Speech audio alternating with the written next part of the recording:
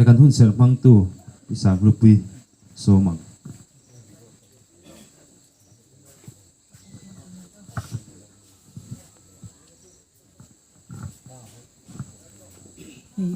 วันนี้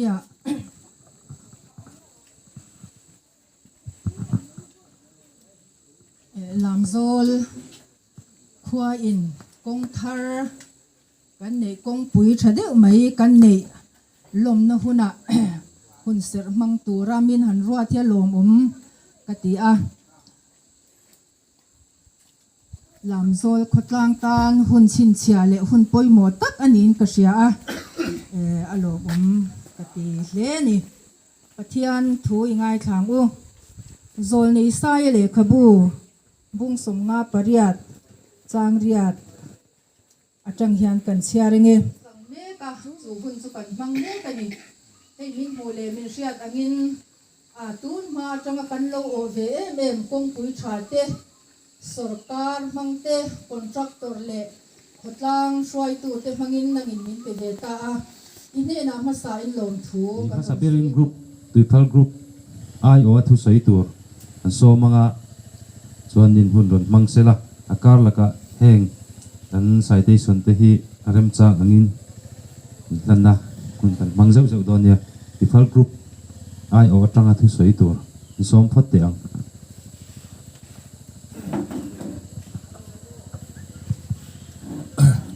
ผู้เจอแมนเนี่ยไอ้กันเด็กตัวเตะกัน PWDS เดียวเตะวันนี้เราคัลโคมซงเตะลมก็ติดคบไม่ให้ติดพัลกรุ๊ปอวยเมย์ช่วยตู้กันหนีเวชุงโหลกินนะล่มตูดกันในฮิกลมเล่ไม่ริลรูตักกินที่ในคอมมิตี้เตปนกันคลีระกันหลอมกลางวิวหินกระเสียไว้นาเฮียนอามาใส่นาทกตู้ซงเตะลองถูกันถือเจ้านิตาเสลาทางส่วนเนี่ยให้กันเสียงเซ็นทรัลเวเมเล PWD 10มิโซรัมชูงกงปุยชากันในที่นานตีนทอหูนทุกลุงกันเสียกะจู่ๆติลายไก่นี่เซ็นทรัลเวเมหน่วยกรุ๊ปเวเมที่กันนี่อังอินกันเถียงโต๊ะกินกันหันโบจุยเบียให้กันกรุ๊ปรวมช่วงอาเฮียน PMGSYP กับอาเฮียนเจียปุยกงเล่ลำโซลกงฮีกันในเวชุนันนี่เจียปุยกงฮีกันเจ้าตัวส่วนให้ลำโซลกงวันนี้ไอโซน่าขาดน่าหุ่นกันมังเล่ตาลงเล่ไม่ใส่ตัวตั้งตะกมินกษียลามโซลกงกันบุลจันดานเตตีร์พัตตสร์เวย์นั่นเนี่ยตูเต็งสร์เวย์ตูโปกันเรียดมูมันเหล่าขันลามโซลแข็งเลวินเต็นดารันช่วงจุดงานมายะลูให้คบมายะรัววันน่ะเวสียมาเราจะกันสรการเขาตูเตจาระแข็งอ่ะมุนแข็งจูแข็งตัวระง่ายังมันตีจู่ๆไงชัดกินกันหันออกมาจวนไอ้วันนี้จวนขชุงเปลรกินตีละเช่นตามจนอะไรเปลเราเดี๋ยวไม่เทเบตัลกงปุยกันหันมุตาลมเล่ไม่อะลมนัตัวระตามินกษียใส่ตากังขันอัฐกตู้ให้ป่วยเตี้ยผู้โจเราไงออกมากันในลมคัติเขามาปะอินหงตักไหมปะเฟลตักไหมเองกันกระสอยเทียมเจ้าแล้วว่าปะเบียกรวมตักไหมกันจังฝูเล่าไหมอันบุลจันนี้แต่ข้าก็ไงตัวอันบุลหันจันพัดตะจังวันนี้บีตักินเนี่ยกรุ๊ปเวเมเตเนี่ยนักกันหันเอ็นหูจีน่ะเตกันหันทอหูจีน่ะเตหันินมูเทียมเลยบ่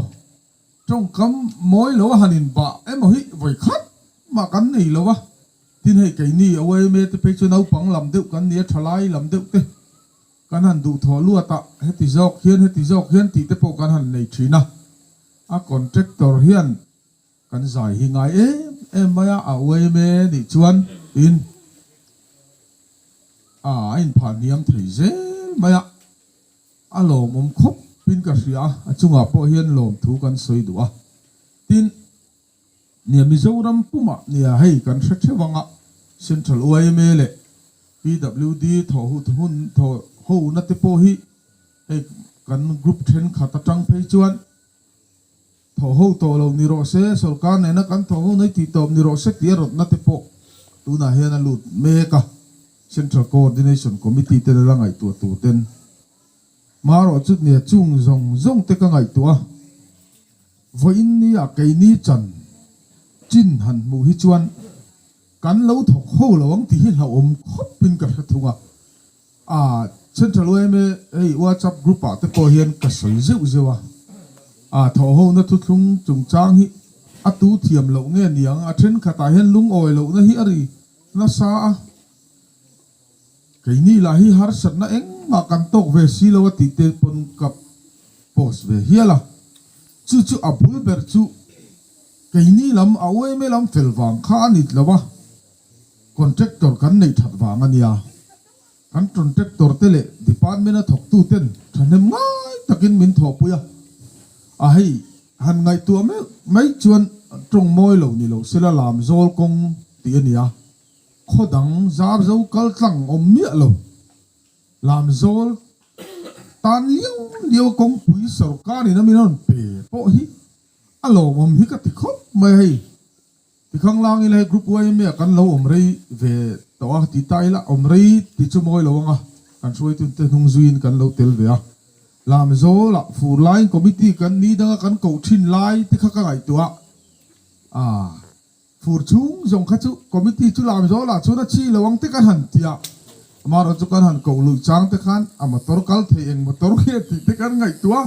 kong from the trapo kan hat lo diang kha ka dil ru ma voin ni a ero chuan eng ti khuna po hei lam zol chu na zanin kan bia la chon kong pui nei thaber chu han ni ta phot maya khovel ma son na ania tin alomom katia tin technical mi kan ni lova ka soi thiam che lo mai the ka soi dik che lo mai the ya PMGS wai hi nia kan thriat dan chuan atir tanga lo chu atir chuan in zanga chin mihring zanga mihring chu ti zat ti nei ania sarkar lai pui tanga ron kalania lam zol te po kan thung lut kan khung lut mai thei lo group way me pon rei ta ka tang khan lam zo len kong than nei thei nan ti ten kan roi tu ma sa te hun lai tang khan conference sa te kan lo pass fo voi nia kan han nei thei ta lam zo kong chu ta po chuan kan ti du chu PMG suai Mizoram a hian hei tlang mun sang a tam em a kan seveka PMG suai na thoa hian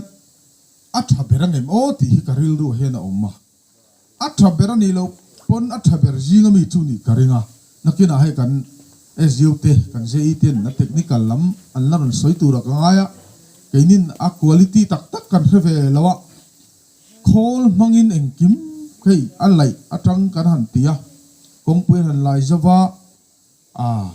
nge kan ti don apha tu sang lungan pha atang khol mangin ti ve kan ya tun lai khovel chang kan na jinga mi man ruwa manga mechanize in kan len chuak ta alo mom ka ti khop maya hei chia pui kong te kan ria mun sang te po hetiang te quality hi theng phalawani lom lo chungin lom kan zira mun tam taka hian tren kata phei chuan apan lu tuka amo buk lo lu tuka an pha mek lai na dang lo problem bana khatiang rengat thona mun te po hi om ve ni amaro chu voin nia chuan lam zol kong chuan amak kati kan contractor in pek na thu khop maya mechanization kan manga ato thengin kholin engkim mun ti ta heng te hi contractor pi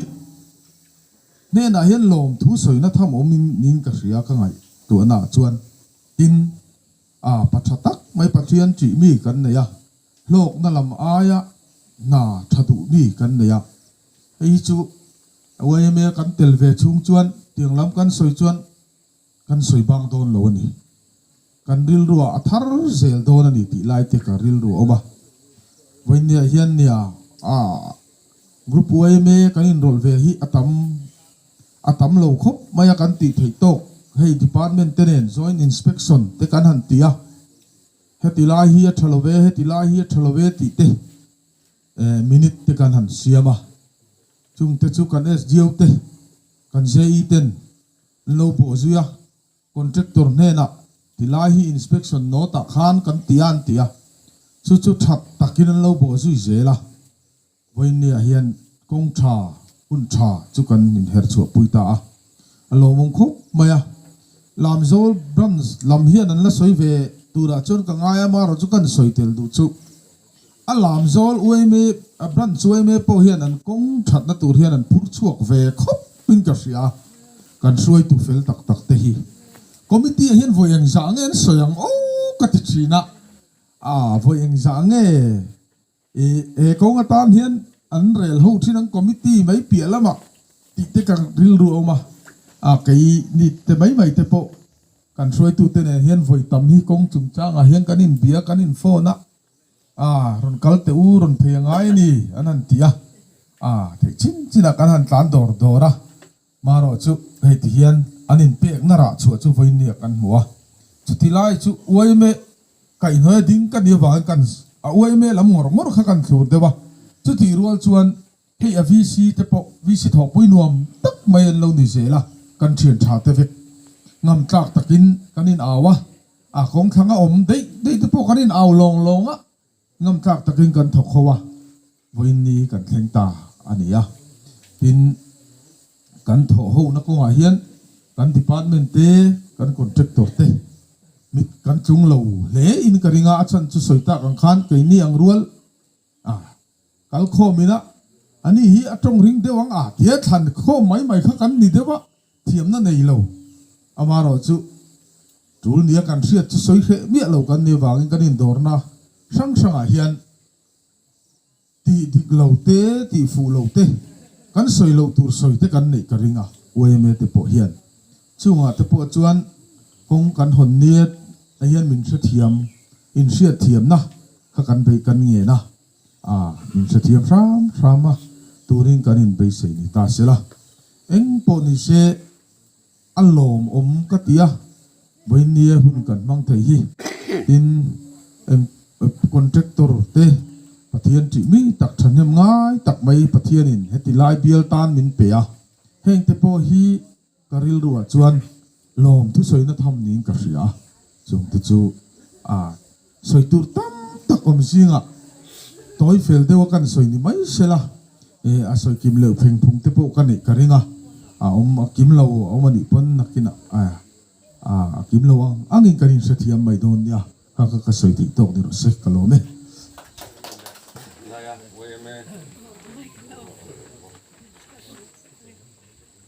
khôi tu thế, lẽ có tang khôi tu thế, là ya, anh em với na, ông thằng lòng na, anh này đó na lòng, lẽ mày à, với mày thì thà cái gì à, anh cũng biết na cái gì anh thì sao thì, cái gì này department làm trong chuan, thì đó kan chua về cái gì anh thì anh chỉ na, in với mày thì po, kan lâu in, không en call đàng tu. Kan yang tok yang thil ve yang chen lo tiang kan tia chuan oi me ten thok tha em ma an thia thiam lo lai te ei chu tiang kha tiang chu nia an tia me non thil ve thina kon ke nin contractor lampang kan han phone thata tiang kha tiang chuan min ti lo ni oma lo ti ro on tia kan thadeu den kan tho ho na tha along on ka tia chuan chu ba ka soi du chu làm zol in lo se la làm zol khó chinh thinh công anita làm zol khó chinh thinh công anita thì ang công hi chuan in ka mu to chin chuan công thatar pol ni in ka pheve alo mom ka tia ini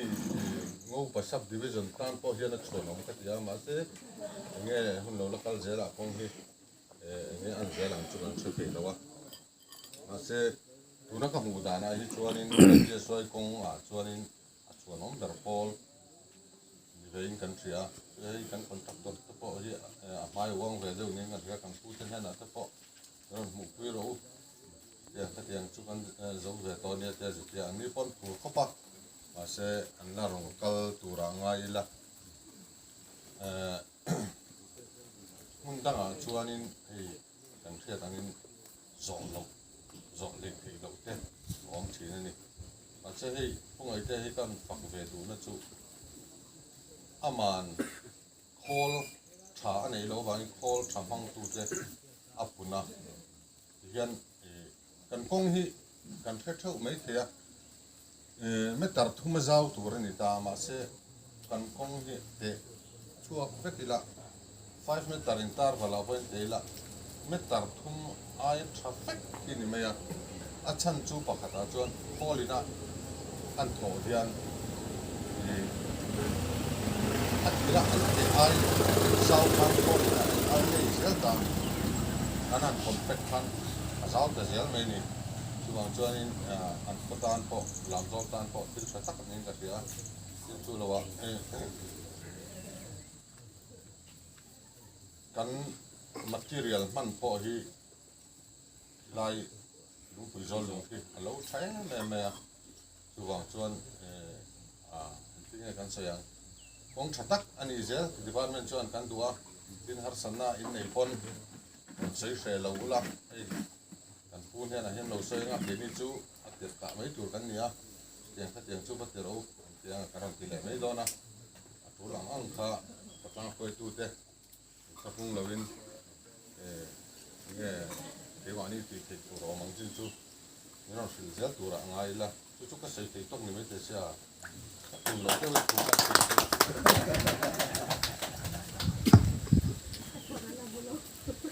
oh hello ome is choi moi na brand sina kan siam ania kan group vice kha min hlan sak sela ueme deu ania subangin group vice kha puram te kha ahlan turin ring sela kan chiar chuo kanga chuan adong turin pudania la ring sela hi pu f kap sanga choi moina pu f kap sanga lam zol khokong PMJS UI scheme noya na tho konga ramle khotlang mangai na nena thataka minlen chu sakhi thinlung takin lom thu kan soya khotlang ta nai na tho hi chuan tamre ma ngil ni kan nei lawang rema mo ramle namtan mal som na ni zel turin du sakna kan lana che ueme lam zol branch PB lupuya secretary ar thangji ka president yani puram te khalo kal sela dong tu to ne an soi du te nei le an soi zau sela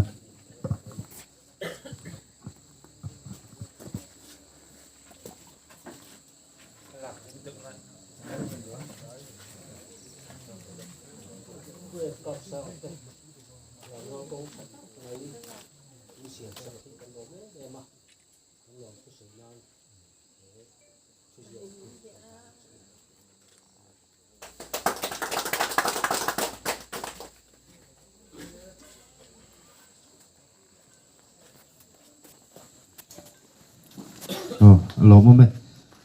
chuan ti par baila branch lamzol branch kan so manga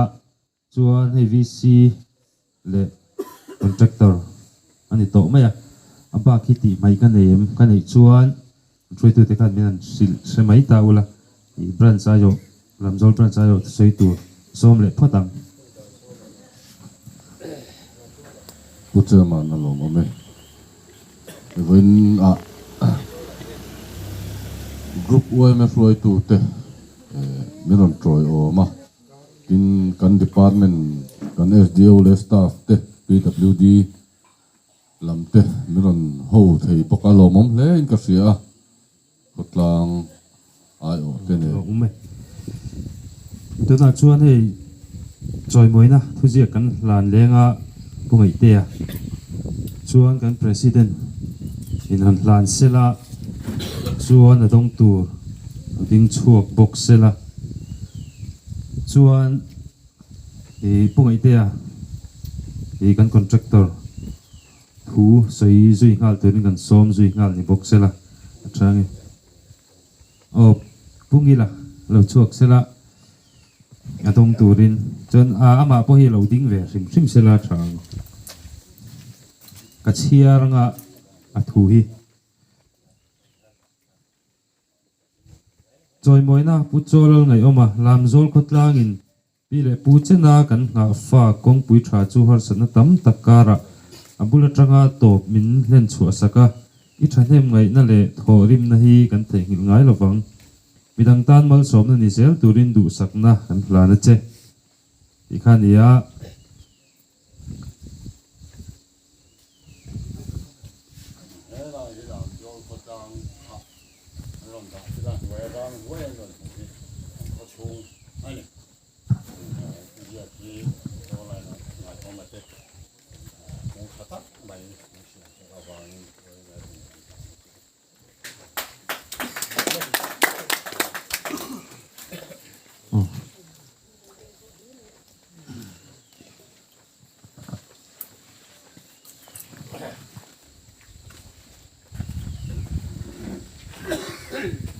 le pu chairman le PWD ngopa sub division la kan sub division officer le atho pui te tui phal group OMA president le tho pui venero kal zong zong te village council lamzo village council president le atho pui venero kal zong zong te Mizoram Upapol Lamzol branch president te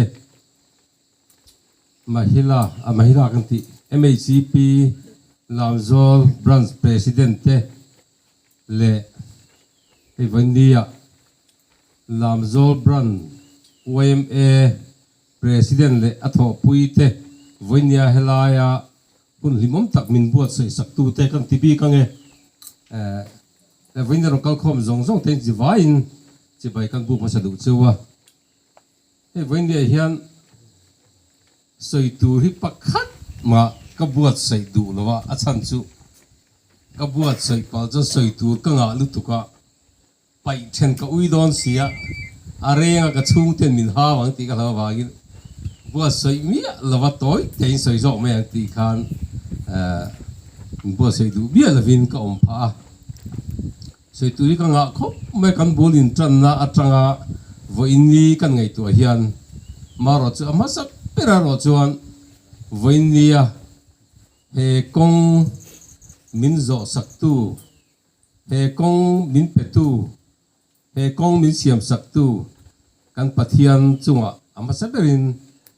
kalo moi ngoya a chan soi doi la chuan angai no min ti khopang pathian ha tho ani zia hi phía đó soi cái cha không phải sẽ hôn ông là va anh na apo hi cái mà apo hi sarkar pek nên pathian pek bốc cái này à kan zo thế nên bây pathian cút thấu này à pathian trong nó sẽ với này hiền hệ công hi ông cái đầu tiên kha asai kan soi tu à tin helaya kan lu chok trăn tir te trangin khotlang lam zong khotlang nen village council OMA MUP MHCP game and sport theng ti teang ko than thengin kan tho hon da tha em mai ven soi sen lo omani ka soi don cha chip chia don sia kai toy pop pop tai la ati te thanga voin thenga kan tho ho na hi atam to khopa chunga chuan khotlang ina ti tak zete min vei pui na hero pui ka ti ya kan tui phal group OMA president khan ron soi kai de uziawa công tra point phu về in cái ti kha an phu về kan e te kan SDO te je e te kan MLA te po hi asa tu ni ka ringa an vei em a chu wang chu na ti te tang hian kan tho ho na that pia lama hian nei tu chan tak tak hi aron chang ga ria mundanga hei chim lama po hi ma ret khan hemi chimlam kan zo man mai hei kan hu ta ka wangin chimlam kan na pe chu kan fa te kan mak pa te kan pe ta nge nge a kan la thok renga kum ni don lai kan vo ma kan pa fa po hian chung ne na khai kin chon le le van angani helai khotlang in min ve je ngai toi chuan chu wa chuan khotlang in ti te tanga min tho puina le kan zo thak khenga ma min la puina zong zong hi soi se na ni lo OMA te VC te abikin OMA te pe chu GSB kan pha tir atang hian voi khat ma OMA tel lovin kan pha lo ani atop thing hian hei Mizoram hundang a hian om ve karing lo chuanin kan VC te po kong eng kima kan har sat na zong zonga a har sat na hi nan tho chon alo tam khop mai tui ma ning kan lo ni phot maya tui atangin eng kim mai hi ele in thleng hian har sat na oma chung zong zong kan har sat na zong zong min tu ngom tu chu he khotlang village council te le khotlang huai tu rang rang ten nia chuan vein dia hian a VC le OMA ti bi pom lovin lam zong khotlang chu hian lom thu ka sei le tu poka tin OMA la pakai lai department hall ma in kan group tuipal group president thu sei zo chawa a mai chana hanin fak em chu ka ti deu na in ma sela mai chan lo fak na hun wang to don sia kan in then mai don in ka sia heti em group OMA taima kala khengai lu aron kalngun he to ni then khat chu ni se contractor then khat chu sen an nin cheu ka ring nin om khopin in taimai ka ria ma se ke ni ro chin taima ka wan kan lom thung ani kan lom ngoi ya pi do ti hruai tu te pon lomin ka ria khotlang hruai tu te po chuan lam zong khotlang mai ba khan tui phal group OMA te heti em maya adik tak phei chuan hemi khuami lo ho jong phei chu in kong pon ni ve vak lo ni tu ti chunga mani kho kong ang maya thei pato biron chua ring du hi atop theng hi mani lo apo kom lo lai lokal le kom lo lai poi vai za ngai kalang o ka tia kom lai poi vai za nge ni ka zoi na kan en ho hi atam lu tuk to ni hei hi Mizoram sarkar hian ria se ka tingot mai chin chia tlak ani tui phal group OMA le lam zong khotlang ho che da zong zong chu chuan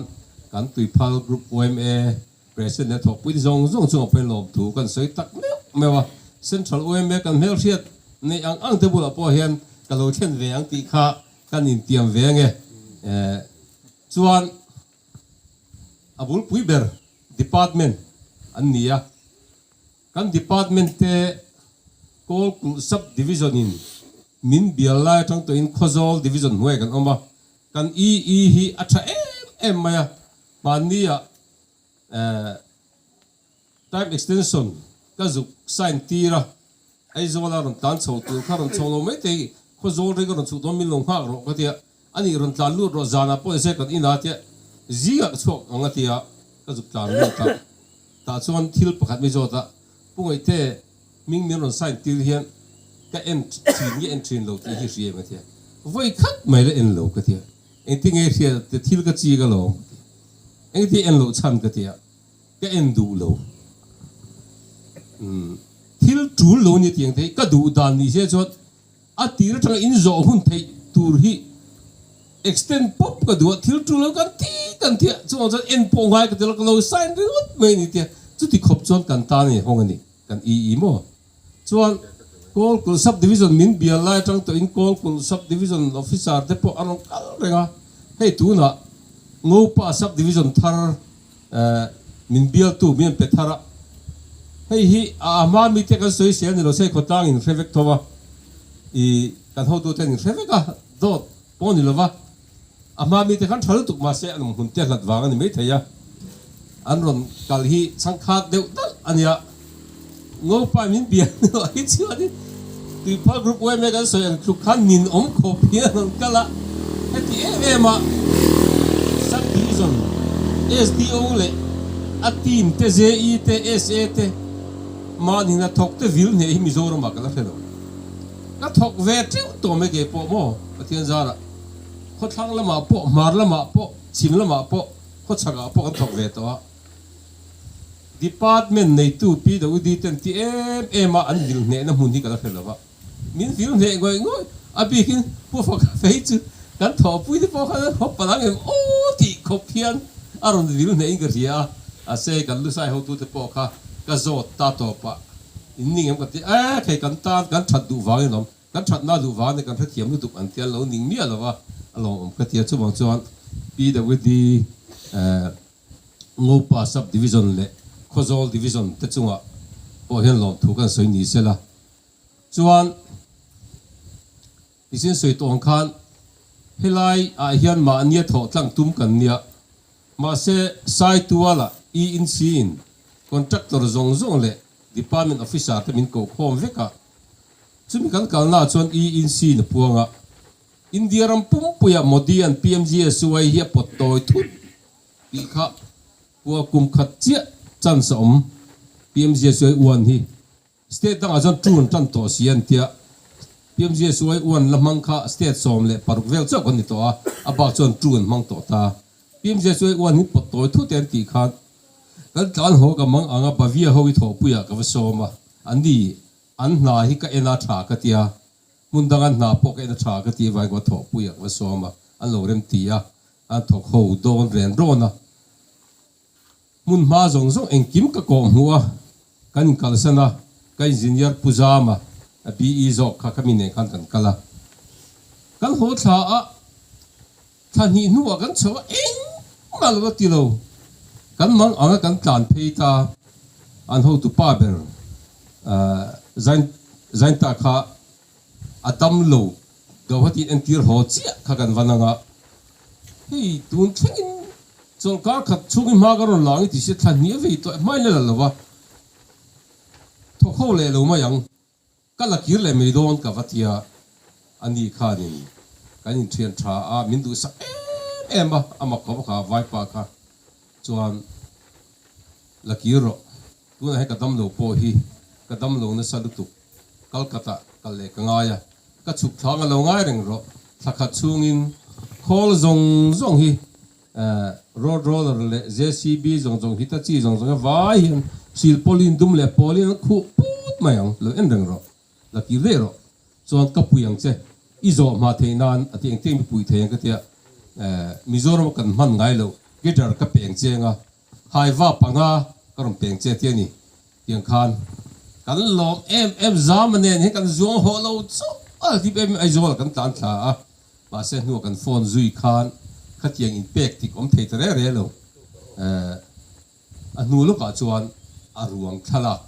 kuang an da thala ki a thian pai ni ron thon ta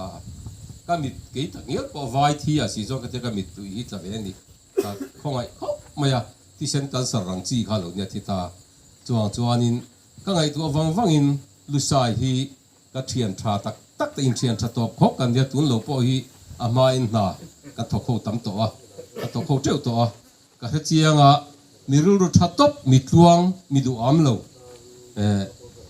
thil cheti ai chon hlo lo po poi ti lo chi mi ring in ang ke ma ang deuh chiat ni ka ria chu ma chuanin ka zuk tlan thla a kan thian te ni ka zuk so ma hein kholin da mai maya le bun chawang ka zuk thia ani chon min lo khonga min pui ve ta mai ti kha min tho pui ta chu tu na po hian lusai he pure ma hi branch me ai hotel thei tho ni na in voin chon lusai iron oro branch me ai tel su ka tia lusai ai oron telania lo thil se ka duwa lusai chunga hian voin ne tiang kan chen the hian ma ni ti hi a to no ma hian tu na hian kan ti ho na chuan lep ai chon zowang kan ti tu kan soi tang pu mai kal pu ma biak tau ne ke po an ni po kan lep ai chon zo hrim angai kan tia tu zo hrim tu ri ma min la puya tu na kan zo theina chan po yan ma ni thei pa to pan ran ai zol tang hian kan engineer ten lo chu so la khu ro ra chuang trawa trip som li som nga chuanga ma se chip si de si lo wa kha ai zo la tang ten notice khodung se tang ten khozol tang ten pur ko mani mo awang khan zo rim man duwa litra miti ania chuwang chuanin an ma ni chunga po hian alom om hle ka lom tak zeta tun kan zo thei ne hi ma ni khan ngopa kan theya kan nu puile ka fanu ko roi tum khan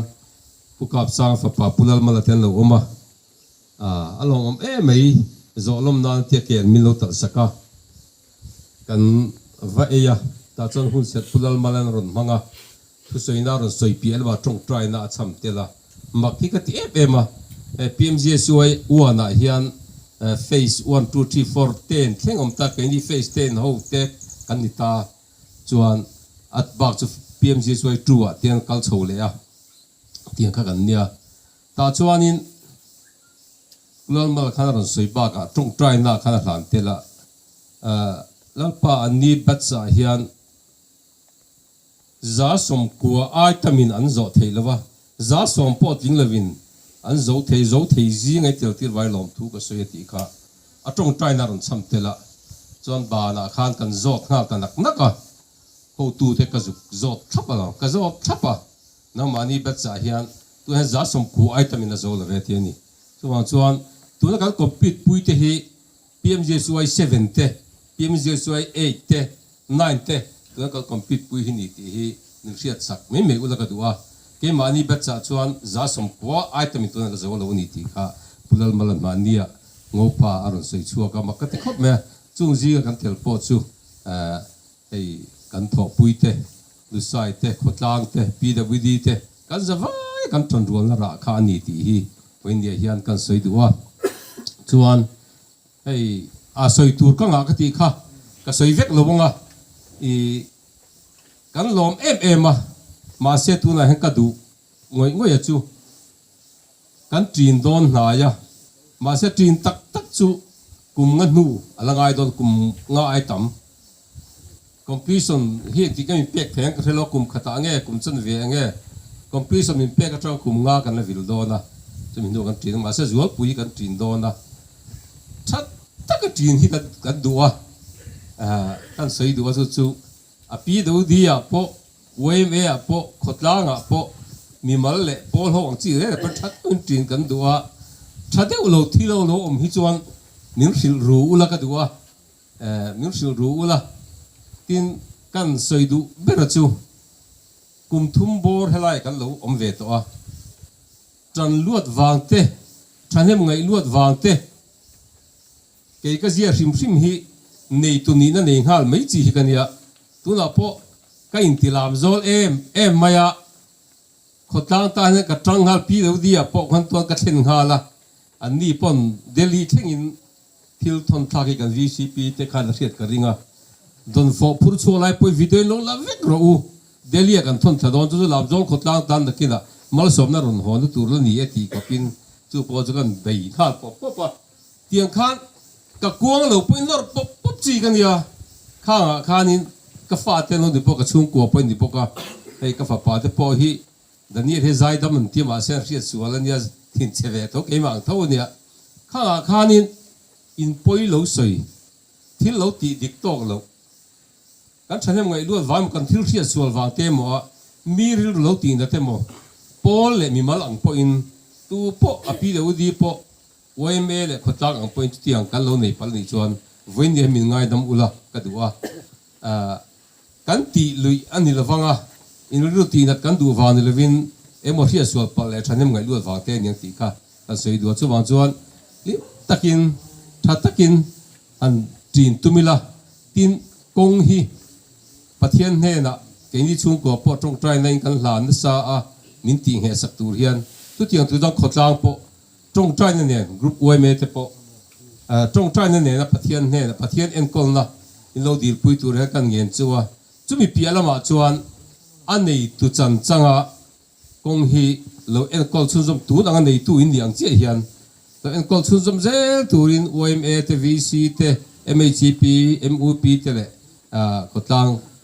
sang te kan som duwa i hey cái đi po hi kan driver te hian an ning le lek thi na khoi kong a po hen kal la kong kan kal na re re hen ma ve mo thing lo tu nok om chon ding ro te dinga chem kan pai renga chem hian choka kan kala lunga lo om pon an dinga ka pai ti ra chu chu lam zol kong chan le khoi kong poi ngat la le kong rung rima ka che dan phung kan che dan phung ania kha tiang deu khan helai po hian lo nok pal le eng mo lo om pon ha kha athen fine la kan za vai ku to ni ti ria a nei tu chan lo chang sun zom zela premix tila hemi alcadrale england ti zok alcadrale simen kanin nial lai khan kan ho tu te khanin pi the video ho tu lian ho ron kal chief engineer ron kal teng ti khan simena inti chuan kum som li tanga som nga guarantee kan pengama ma se alcadrani chuan kum thum tha poi khoi ama om ngai lo to za chere ma don se fan om si lo ti khan ron tan chan khania ma se khalai khotla nen tang rualin rungan pa ang dumjar se ti kha kan thutlu na ni thapoka e an dum ta zara ngai la kha kha aven him na kan za vain I thok tlang teng u e ti kha kan som du chu ni kan ta ma ni ta mi ta ni lo kan ta ni a ka ven him na kha thok zui lang in ti kha kan som du he win dia yan abi ka kan sele du chu helai lam zol brands OMA te mania OM president aron kalma sa tho athoi na ron kalma sa a ta chuanin alama te siam kan tuma VC pe chuanin CM hontir tuma CM ge hontir la khotla roi tin tuma yeni OMA point hi pathian ni ma sa de to khan kalma pathian ma sa de to khan usang te vokan be min thap to ya ase anu ron ve de chungai ti lo chuan har sana am lo ko ran pon ho lo wa kan be min thap to eti a poisa poi nei don mi ma ni lo poisa nei lo jin ra ring ra si ka ti kai lo lo le u sai ho bula kai lo lo tia non to por ve khop ma ya an aro pui ka tia kha kha kan chung kuan kan be sei palo pukap sa de chung ku pon be sei palo so da ka pelal mala ka hil hala awama ve te lal mala po kha a surprise ani makatia tuna choi moi pe tu kan sil thoi po het an be sei phalo makan ti tu ka an chung kon lom em ti hi kap sa de chung ko ai opo hen an lom je ve na kan soi duwa an be sei phalo thil vek aron thenga khalaya we meten voin hun tia thil tam tak in sen so huama an ron bua sei kha aro pui ka tia chon ke po kha ni ngor u tu tiang taka in lo ti ni chuan in lo na tang ni chuan mau tel chu ka ron ke venge an ti ve ngota mau tel khasu kan lak ke chilan kin a he ban lama hian kan ho tu tene kan soi ho kan mau tel ke tu za da te po kha kan ang lo venga tu tiang taka in huama mani thot in lo tho chu chun chun man ral ani huam kha ke pe chuan in mang mi lo se ka du khop maya ti khop chuan ka ru lo mani kha tianga an nei chun po ui lo an ti kha mang ral lo se o ti ka thin no ta lian ngot mai tiang vel khanin an chunga kan lo ni ti kan soi duwa a soi mai tak tak kan en kha kha a soi ti chun ra se pu chen man ka lo me